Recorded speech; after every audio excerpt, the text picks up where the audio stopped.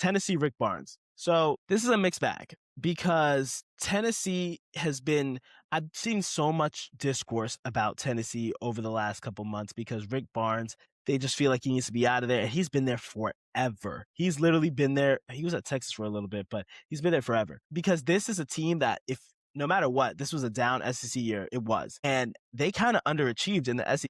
And one could say, oh, it was a tough SEC, yada, yada, yada, still went 11-7 in conference play. Yeah, but of those 7 losses, 5 of them were 4 points or fewer. 4 of them were after having a double-digit lead in that game. And 3 of them were when you were leading for most of the game, about 34 or more minutes in that game. The Kentucky and Bama losses stand out there too. So it's like you could have had a better draw. You could have been a better whether or not you would have lost because they lost to Vanderbilt, I believe, in the SEC tournament, whether or not you have lost in the conference tourney or whatnot, you still left a lot of things, at the door when you were playing these games. And then Jacoby Gillespie and Felix Okpara are gone. Nate Ament most likely going on to the NBA. So, and here's the thing, I want people to realize this. Do you know that Tennessee has lost 3 straight Elite Eights? For a team that has a program that has literally never made the Final Four, they've lost 3 straight times in the Elite Eight. I did not realize that. And I've known Tennessee ever since like a few years ago when the SEC was really on the way up. I've said like, yeah, this is a really good team. This is going to be a team that could possibly win. I think I had them as a potential Final Four national championship pick in 2023 with the Dalton Connect last year, Dalton Connect. But they have lost 3 straight Elite Eights.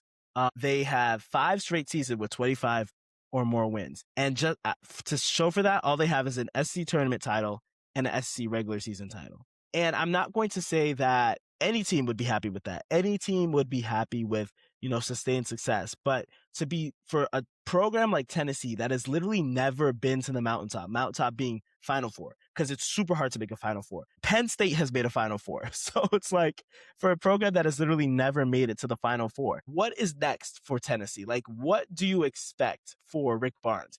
I really want to ask Tennessee fans, because next year, Rick Barnes is most likely going to become the all-time winningest coach in Tennessee history, no matter what. But what is the ceiling of the program with him there? To lose to the Elite Eight 3 straight times, and granted, this team this year, you saw how talented they were by all the wins that they got in the tournament. But at the same time, what is the outlook for this team? Is Rick Barnes, I really want to ask Tennessee fans, can you win a championship with Rick Barnes at the helm? And if the answer is yes, all right, that's fine.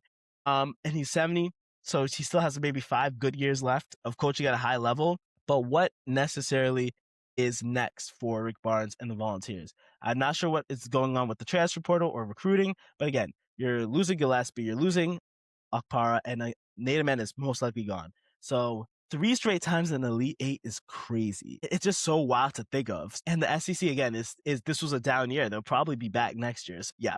I know they have some good players coming in. I think Tyler Lundblade is coming in from Belmont. Long term, I don't know what's next for Tennessee, and he's been there forever. So I really want to hear that from Tennessee fans.